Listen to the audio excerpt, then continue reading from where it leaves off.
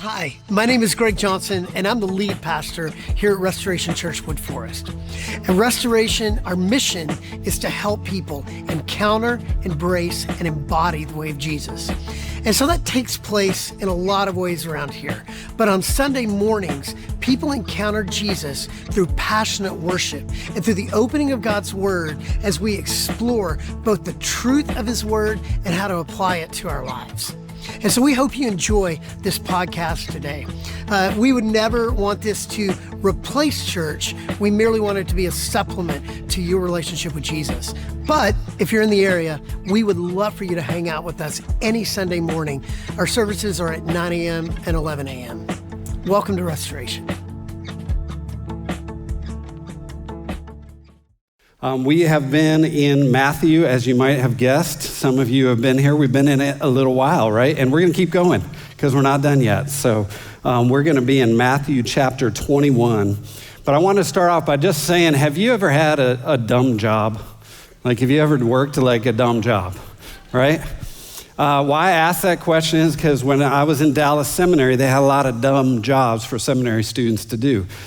Just little things to make ends meet on the side while we're taking classes and everything like that. And so cleaning pools was one of them. Another one was where I worked. Has anybody ever heard of the insurance depot? Right? I don't know. They only had one location in Houston. But if you were in Dallas, 730DEPO, Insurance Depot. Right? That was like from the 2000s, right? It was terrible insurance. Just FYI, I don't think it exists anymore.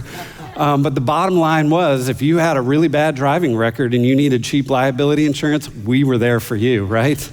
And so we would sit on phone calls taking quotes, and in between, we'd try to get a lot of studying done. And you guys know how it is with those call centers and things like that. I mean, part of the deal with the insurance depot is if it was liability, we were your person, nice cheap insurance. If you went for our full coverage, I mean, it was a joke.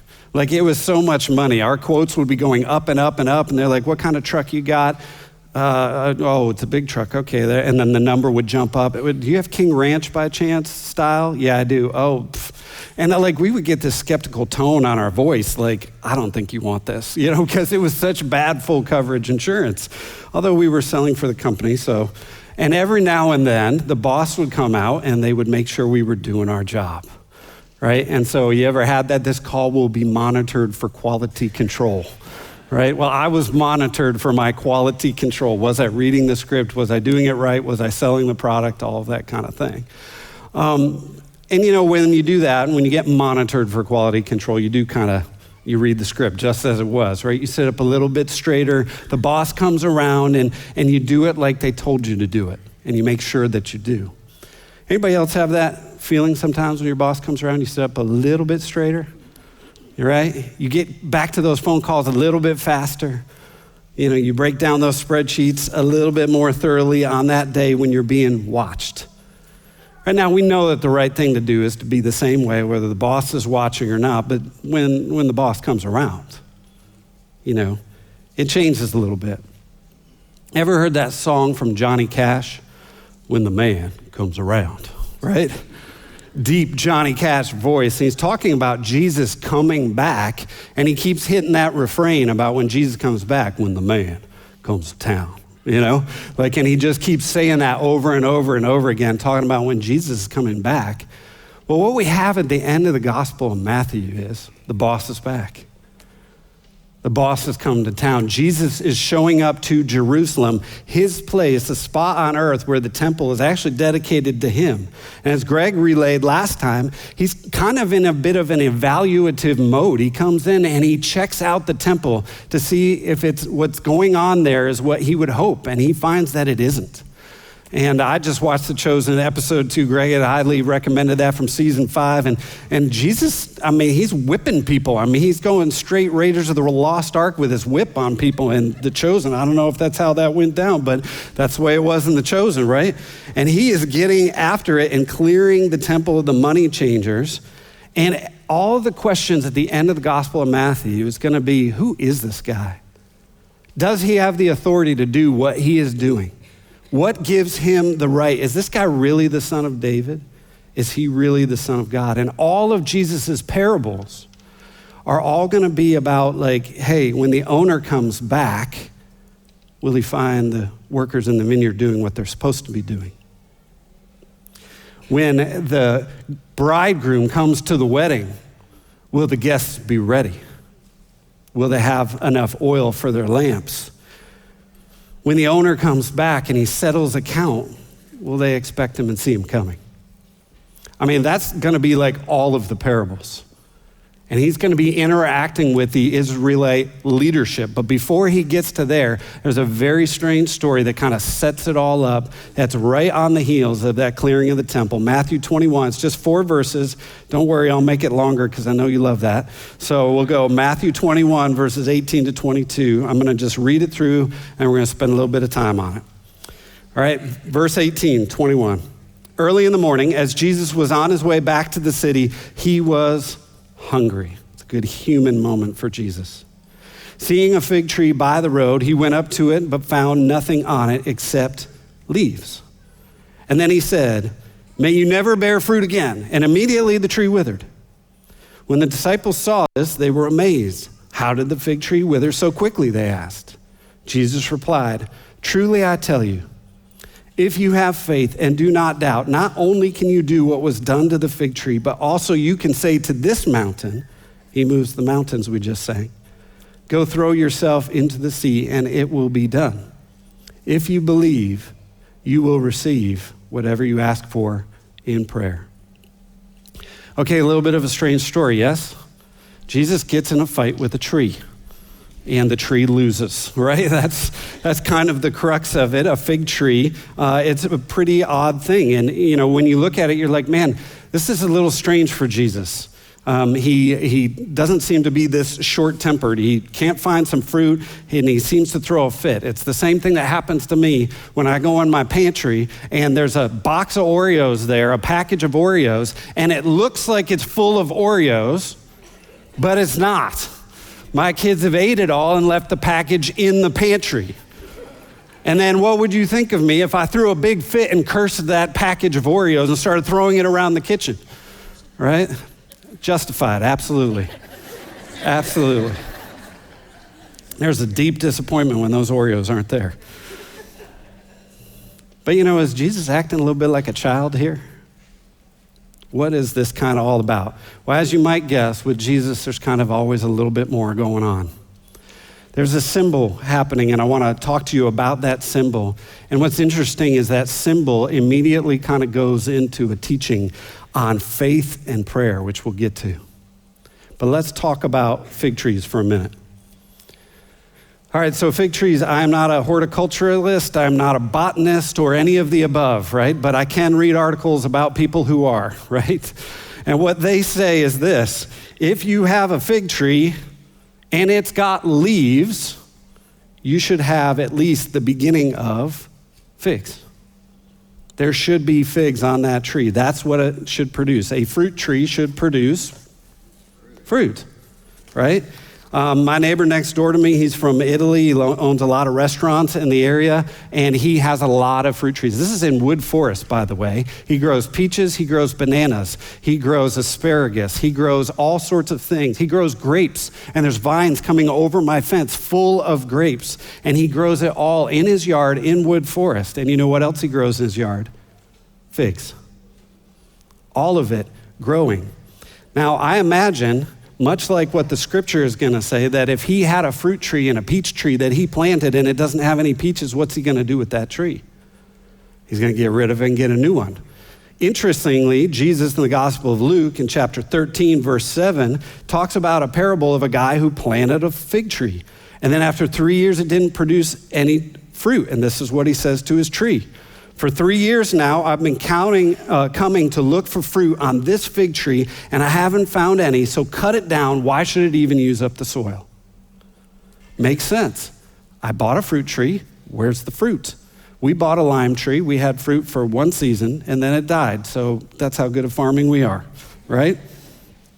But a fruit tree that produces no fruit, what's the point?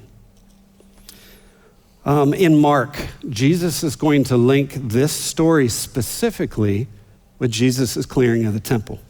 Mark likes to do a little sandwich technique where he introduces something, then tells a story, and then kind of bookends it with something that he started with. And he takes the fig tree, and Jesus can't find the figs, and he curses it. But then Jesus goes into the temple and then has a ruckus there and talks about how the temple's not what he wanted, and then he goes back, and then they see the fig tree withered.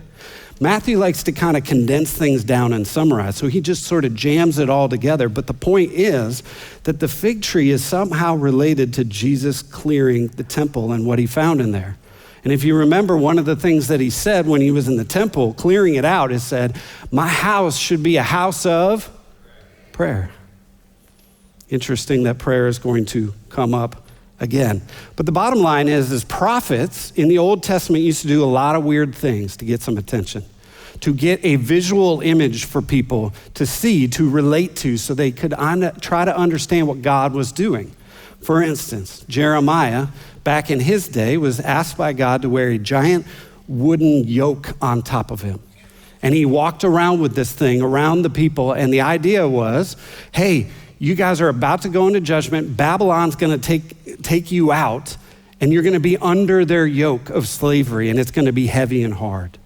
And so Jeremiah wears this wooden thing around. Ezekiel is asked by God to build a mini model of Jerusalem, and then he's asked to lay on his side for 430 days, which he does, to show that for that amount of time that Israel was going to be laid siege to, Jerusalem would be laid siege to by a foreign army, and it was going to be bad. And so he has Ezekiel lay on his side to show him what's coming. Now, this is going to get a little bit weird, but did you know that the Bible actually supports a version of streaking? It's true. Isaiah in chapter 20 is told to preach naked for 3 years. Okay? Now, you got to have a call from God for that, okay? So don't just go out doing that. It's not a fraternity thing. But the bottom line is you have the streaking preacher of Isaiah for 3 years talking naked, talking about how God is going to strip the nation. Interesting. So these dramatic displays, these pictures to try to get our attention, to arrest our attention about what God is doing. And so here we have our fig tree. Well, in the Old Testament, let me just give you a couple of verses about fig trees and where maybe Jesus is going with this. Hosea chapter 9, verse 10 reads like this. And this is God talking about his nation, his people, Israel. He says, when I found Israel, it was like finding grapes in the desert. When I saw your ancestors, it was like seeing the early fruit on the fig tree. But when they came to Baal Peor, they consecrated themselves to that shameful idol and became as vile as the thing they loved. Baal or Baal was a foreign god, a hideous, awful god. Obviously, they had given their hearts to Baal. And so God wanted this luscious, fruitful fig tree.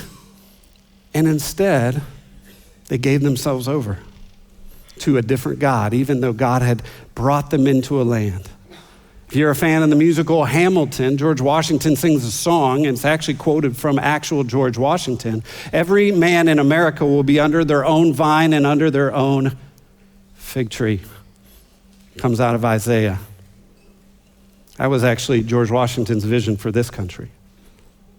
It started as an agricultural country. Micah chapter 7, verses 1 through 3 says it this way. God is talking about his nation, and he says, well, what misery is mine? I am like one who gathers summer fruit at the gleaning of the vineyard. There's no cluster of grapes to eat, none of the early figs that I crave. The faithful have been swept from the land. Not one upright person remains. Everyone lies in wait to shed blood. They hunt each other with nets. Both hands are skilled in doing evil. The ruler demands gifts. The judge accepts bribes. The powerful dictate what they desire, and they all conspire together. And what you're going to see at the end of the Gospel of Matthew is all of the leaders conspiring. You're going to see corruption of the leaders. You're going to see rejection of their very own king that God has set up. God is coming into his people, and his people are saying, no, thank you. He's coming expecting clusters of grapes and early figs, and he's getting nothing. He's getting a corrupt temple. He's getting people that look like their hearts are close to him, but they are not. And he was hoping for some fruit. God planted the nation Israel as a fruit tree. And he was hoping to find that fruit there. And frankly, if they were rooted in their relationship with God, it would have been. And so here's Jesus coming in this evaluative way, looking to see if his people are connected to him. Galatians chapter 5 talks about the fruit, not fruits, the fruit of the Spirit. Love, joy, peace, patience, kindness, goodness, gentleness, faithfulness, and self-control. There's a song, I think, right? But when there isn't the fruit on the tree, there's another list in Galatians 5. Sexual immorality, impurity, debauchery, idolatry, witchcraft, hatred, discord, jealousy, fits of rage, selfish ambition, dissensions, factions, envy, drunkenness, orgies, and the like. That's not figs. And what Jesus is doing with this tree is it's got leaves, so it looks alive, but it's got no fruit. So from a distance, you wouldn't be able to tell, but when you get up close, it makes sense. It's all flesh, but no substance. It looks religious. It has temple services. They go to church. They read the scripture. They teach the scripture, but their hearts are far. There's no connection. There's no health. And notice, though, it said that Jesus was hungry.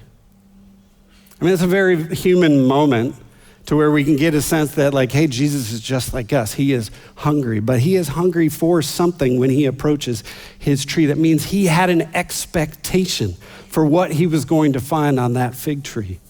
He was hoping and he was longing for faith in his people. Doesn't that kind of make a little bit of sense? That his people would recognize him as their king, that they would embrace him, that instead of corruption and keeping needing people out of the temple, that it would be a place of prayer, a house of prayer, devoted to God. That's what he was hoping for. The very people that were screaming Hosanna as he was entering into the temple are going to just a few days later say, crucify him. And what we're seeing is there's leaves, but there is no fruit. And imagine you know where I'm going with this one, right? If Jesus were evaluating, if this was a quality control call, what would he find? If he walked up close into your life. Do you know what God is hungry for? Do you know what he's looking for? We don't really have to guess. The scripture has told us over and over again. One, it's told us over and over again how God has taken care of us and he has loved us and he has given us everything. He's given us his word, his spirit, his very presence. He's given us prophets. He's given us his care, his love. He takes care of the earth for us. He sets it all in motion for us. And he tries to set us up to succeed so that we can be fruit bearing. And what he is looking for from his people is listed in several passages I'd love to relate to you. 2 Chronicles chapter 16:9. Everybody loves 2 Chronicles. That one just jumps out at you, right? For the eyes of the Lord range throughout the earth to strengthen those whose hearts are fully committed to him. God's looking all over the earth to find somebody whose heart is his. And he's hungry for it. And he's looking for it in you. Jeremiah chapter 3, verses 19 to 20. How gladly I would treat you like my children. I'd give you a pleasant land, the most beautiful inheritance of any nation. I thought you'd call me Father and not turn away from following me. But like a woman unfaithful to her husband, so you, Israel, have been unfaithful to me. Do you hear God's crying that? Hey, I'm trying to be your dad. I'm trying to be your spouse. Do you want to live together?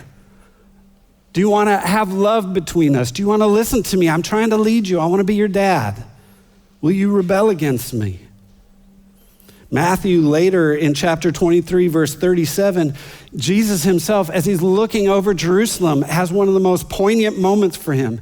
Jerusalem, Jerusalem, you who kill the prophets and stone those who are sent to you, how often I long to gather you. I want to gather your children together like a mother hen gathers its chicks. But you would not, you were not willing. See, Jesus' hunger isn't some kind of demand. It's the love of a father. It's the love of a mother. It's the love of a spouse. It's the love to catch us all up and kind of embrace us and hug us. Luke chapter 18, verse 8 says, when the Son of Man comes, will he find faith on the earth? He's just looking for trust in us. Do we actually trust him? Are we actually connected to him? Are we related to him? And as Jesus said when he cleared the temple, I was hoping this was going to be a house of prayer. I was hoping you were going to be connected to me. Here's the deal. God has done a ton of things for us to help us be healthy. A ton of things for us to be fruit-bearing trees. It's a bit of an expectation. But it's not an expectation to come down on you. It's an expectation for you. His expectation, his evaluation is actually an invitation for you. Because the fruit that he wants to produce in your life is the best thing for you as well. It would be fruitful for you. You would enjoy it. You would love it. And he is hungry for our relationship and our dependence and that our hearts are fully his. And so that's what he is looking for when he comes into the temple. Not cultural Christians, not lukewarm Christians, not people just going through the motions. Question is when it comes to that type of evaluation and Jesus walks up close on our trees, are we healthy? Do we look alive, but our hearts are really far from him? And honestly, are we a little afraid of that question? You know, a little bit of kind of ooh in the room right now. It shouldn't be. That's not what, when you're doing the job and when you're on the quality control calls, if you're doing your job fine, then you don't fear evaluation, right? You're excited about it. The evaluation might even be able to help you how to self-correct. It could be actually a wonderful thing. And that's what I want this to be for you. Instead of fearing evaluation, I want you to lean in and go, God, Jesus, what do you see? I'm ready. I'm ready for the feedback. I want to know because, man, I want to be a fruitful tree, just as you wanted me to be a fruitful tree. I do a lot of marriage counseling. And when I'm doing marriage counseling, one of the things we talk about is what's going to be successful and make for a long marriage. And we make a distinguishing factor between charm and character, right? See if you resonate with this. Here's a list on the board here for you. So between charm and character, leaves and fruit, shall we call it. What does it look like? Well, in a relationship, man, people love people who are fun and casual, who are charismatic, who are good with words, who are occasionally affectionate. They can really show affection. And they're confident. They have a confidence about it, maybe opinionated even. And that's somewhat attractive to us. Those people get attention. They arrest our attention. I always joke about high school girls. They love guys in high school who got a thing about them. They got some charm. But do you want to marry charm? Or do you want to marry character? What if charm comes at the expense of character? What if I don't necessarily want fun and casual? I would hope that it wouldn't be like this game, but I would hope my spouse would be honest with me. I don't want somebody who's just charismatic. I want somebody who actually does what they say they're going to do and is obedient. I don't want somebody who's just good with words, but reliable with their actions. I don't want somebody who's just occasionally affectionate, but actually devoted to me all the time. Not somebody who just shows confidence, but actually when we get in arguments, humility would be really nice and not just opinionated. Have you in your relationship with Jesus gone for charm over character? Leaves over fruit? an occasional relationship? Do you just wear the jersey, but you're not really playing for the team? You post, but there's no fruit. You preach, but there's no fruit. You sing, but the words ring hollow. Jesus is saying, no. Man, I don't want that to be that way. I don't want you to ignore my word. I want you to listen to my feedback. I don't want you to avoid your struggles. I want you to allow me to make you aware of them. Let me do the evaluation and let me tell you some things that might be broken in your life. I don't want you to blame the world for your troubles. I want you to take responsibility. I don't want you to repeat your sinful patterns, but I want you to depend on me so you can develop some actual self-control. That would be fruit. And that's what Jesus, I think, is talking about. That is his evaluation this morning. Temples that aren't full of leaves, and I really hope for restoration, that's us, that we're not just full of leaves. That you guys don't come here and go through the motions. I mean, if you're new at this, welcome, glad you're in here, let's go, right? But if you've been here a while, let's not just be leaves. You can't attend your Christianity. You can't attend a relationship with God. Hearing a speech once a week isn't the thing. There's more to that. We have a name on the outside of our building called Restoration for a reason, right? We think that if you meet Jesus, your life can be changed. It can be upended completely in a beautiful way. And that's what we hope for. And that's what we're preaching about. That's what we're singing about. We're singing about a God who does that. He makes lives fruitful. He changes them from the roots up to the fruit and changes it all, and that life change. Evaluation isn't a bad thing. It's an invitation. And man, that's the difference that character can make.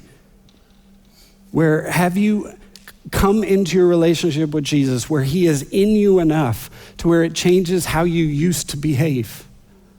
And you can even talk about how you used to be, and now that you've met Jesus, you're like this.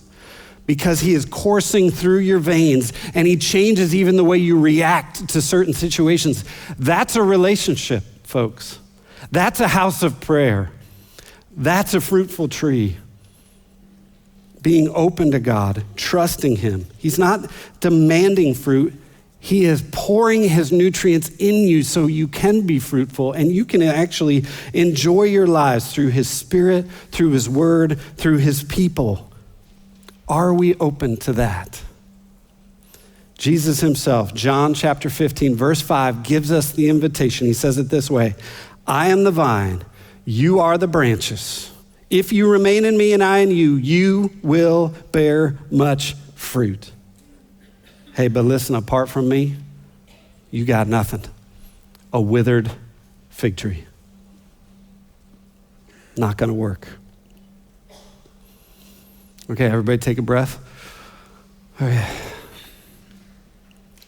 Because what comes up next is, I think, really encouraging. That was the evaluation. But what it brings up for them and the disciples is this isn't about legalism. Oh, I got to behave better so when the evaluation happens, I'm good. No, you got to be connected to Jesus. And if you notice, there's not a list of fruit in the passage. Do this, do this, do this. A lot of modern churches will talk about fruit inspection. And they're talking about various behaviors to know whether you're Christian. I say ditch all of that because Jesus doesn't do that here. But what he does talk about next is something that's been hovering around in this passage. Both he mentions it in the temple and it comes up again when he's talking to the disciples, because the disciples see what Jesus did to the tree. He just spoke a word to it and it shriveled up. And they're like, hey, how did you do that?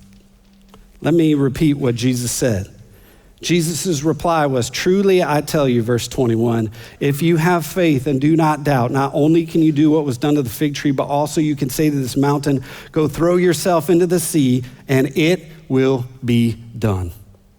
If you believe, you will receive whatever you ask for in prayer. Man, this is one of those texts that church leadership gets nervous about. Wait, hold on, don't mislead the people. Don't tell them, name it, claim it. Don't be that church, don't be that guy, you know. Well, if you pray, God will give you that job. You know, like we know that, right? Sorry if you knew who that was, sorry. It just kind of came out, right? Whoa, that was tricky. All right, moving on. What he is saying, though, is that there is no more obvious sign to a fruitful relationship with God than our prayer lives. If dependency on God is the goal, then our weakness is an advantage. And a fruit tree has to be connected into the vine, into the roots to bear that fruit. And if Jesus is the vine and we are the branches, man, our prayer lives, how dependent actually are we? That's the fruit that we need to bear. And I don't know about you and your prayer life, but if I really start to think about it, I really should be praying about a lot of things. I give an illustration in my counseling. I want to put it up on the board. I tell people all the time to draw 2 circles on a page, just 2 circles on a page. There you go, 2 circles. And I say, hey, and it's usually when people are struggling with different circumstances and decisions and they're feeling powerless in their lives. And I say, hey, draw 2 circles. In the inner circle is your responsibility. These are the things, all the things you want to put in there are the things that you can control. In the outer circle are all the things you're concerned about and affect you, but you don't control. Let's be honest. Where should most of the things in your life go? In the inner circle or the outer circle? Yeah. Think about that. Guess who's in the outer circle? Your children. Guess who's in the outer circle? Your spouse. Guess what else is in your outer circle? Missiles and bombs between Israel and Iran. And sometimes us. Guess who else is in the outer circle? Democrats. Guess who else is in the outer circle? Republicans. Political institutions, taxes, struggles, jobs, economics, job loss, job gain, all in the outer circle. That circle should be huge for you. And do you know what that means for your prayer life? Your prayer life should be equally as huge. I mean, what do you control? What do I control? But we have this advantage that we all know somebody who actually does control those things. We actually have somebody, Jesus literally told you, hey, I am the one who answers prayers, so you should ask me. The one who answers prayers is asking you to ask him. That's pretty cool. And he's going, let's go. Let's talk about your concerns. Bring them to me. And hold on a second. What about that inner circle, my responsibility? I don't know about you, and maybe it's because I've been through regen and had to face these things or something. But in regeneration, we always talk about how we struggle to respond to situations the way we hoped. Not always as fruitful as we would like to be, right? And so I sometimes struggle with self-control. It's a fruit of the Spirit, so guess what? I need God's help. And so even as I'm trying to respond, even as I want to do the right thing, I should probably be praying about that too. So here's the question. What is going on in your life that you shouldn't be dependent and asking for God's help on? Kind of everything, right? I mean, that's the fruit tree. That's the connection. That's the Christianity where we depend on God every single day, in every way, in every situation, in every moment, how we respond and even the things we can't control. God, help my kids. God, help my marriage. God, help our community. So many don't know Jesus. Maybe there's 1,000 people here today, but I read the sign in Wood Forest and there's 13,000 people that live there. That means a lot of people don't know him. They're not connected to the fruitful person of Jesus Christ. All right, what can't we be praying about?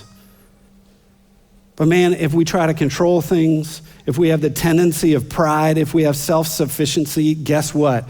That means your prayer life will stink. 100%. And if your prayer life stinks, where are you rooted? I'm up here standing here telling you I need to grow in this. I am not asking God to do the things that I think only God can do. And I should be. It should be a hallmark of our church. Greg has been talking about not just being a church that prays, but a praying church.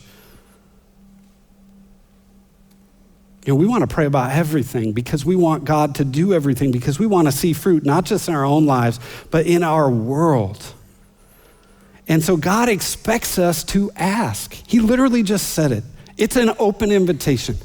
Do you need something? Ask. Do you want something? Go ahead and ask. Look what I just did to the fig tree. All I did is say something. Look how easy that was for me. If a fig tree can wither just by me talking about it, guess what I can do with a mountain? Something much, much bigger. And here's the thing that nobody talks about often. God loves to serve you. He took on a form of a servant when he came to earth. He did a lot of things. He took a lot of requests. He's a good DJ. He takes requests, right? And he will hear what you are asking for and he will help you. He helped a lot of people when he was on the earth. Part of his mission was to help people on the earth. Do you think he stopped doing that as he left the earth? Man, he wants to answer prayers. He's up there going, if you would pray about it, let's go. I would do it. And it's fundamental to your dependency on Christ. So let's go. Let's do this. I have a desire, Jesus would say, to love on you and care for you. And I have an ability to do things you don't. So let's go. So many of us read a text like this, and frankly, I blame us, the teachers in the church, because we try to take the power of Jesus' invitation to you away from you. We say, hey, Jesus isn't Santa Claus. Well, hold on a second. Who is Santa Claus? Well, when you're a kid, he's a magical guy who can do things that you can't, and that you can ask him and he'll do it for you. Does that not sound a little bit like God? Except for God's a lot better and he doesn't live in the North Pole and he doesn't make you write letters. Right? Does that mean God's going to do absolutely everything for you? No. There is a difference between a demand and a prayer. A demand is something where we come to God and be, you better do this, and if you don't, I'm totally disappointed with you and you have to do what I tell you. Well, that's not a prayer, that's a demand. A prayer is a request. You leave it open-handed and God does what he's going to do because he is God and you are not. But man, he says, ask. Oh, he's not a genie in the bottle. What is a genie in the bottle? You make requests for things that you can't do and maybe they can. There's a tremendous quote by a guy named E.M. Bounds who wrote a ton about prayer. Check this quote out. I want this up on the board. Prayer projects faith on God and then God on the world. Whoa, only God can move mountains, but faith and prayer can move God. Whoa, is that blasphemous? That's what Jesus said. I want to partner with you in this world. You ask, I do. Well, can I ask for anything? Well, you surely can ask in faith, in connection with your relationship with God, the things that are on your heart that are good and wonderful and fruitful in the world. And you better ask, and you should ask. And Jesus is asking you to ask, and he's the guy that answers the prayers. So is he Santa Claus? Not exactly, but much better. He's much more discerning. He's much more powerful. And I can tell you he's better than your political party too. And you got a lot of asks for them, don't you? A lot of lobbying going on in this world. Why don't you ask him? God, that is. He cares more about your prodigal kid than you do. He cares more about your hurting marriage, your lost community, your confused culture.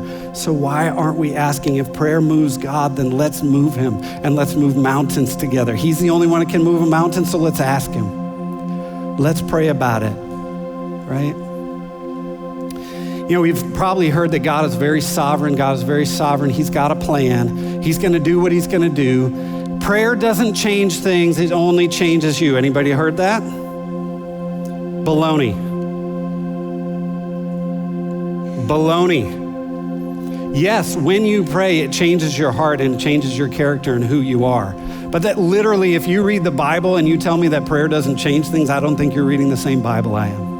It changes wars, it changes famines, it changes people, it changes situations, it changes families. You pray, God shows up, God makes a difference. That's what prayer is.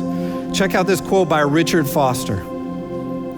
He says this, some have suggested, for example, that while the less discerning will continue to appeal to God for aid, the real masters of the spiritual life go beyond petition to adoring God's essence with no needs of requests whatsoever. In this view, our asking represents a more crude, naive form of prayer, while adoration and contemplation are more enlightened and high-minded approaches, since they're free from egocentric demands. This, I submit to you, is a false spirituality. Petitionary prayer remains primary throughout our lives because we're forever dependent on God. It's something we never really get beyond, nor should we want to. Asking for God to help us is the essence of what prayer is. Prayer is asking. And if we've changed it, then we've missed it. Because the man who answers the prayer said, hey, would you ask me? You know, if you ask me, I would do it. You don't want to bother God? You can. He said it.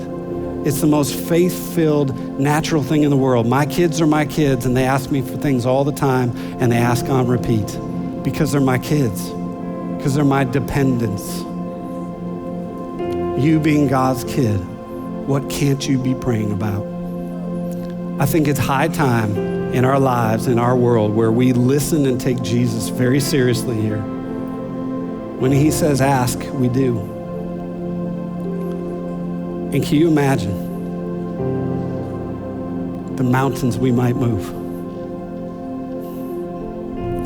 Can you imagine the revivals that could happen when God shows up? The desperate situations you find yourself in that could be changed. When the Spirit of God does only what the Spirit of God can do.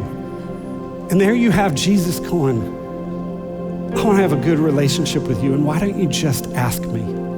If you just asked me. And that troubling verse in the book of James, you don't have because you didn't ask.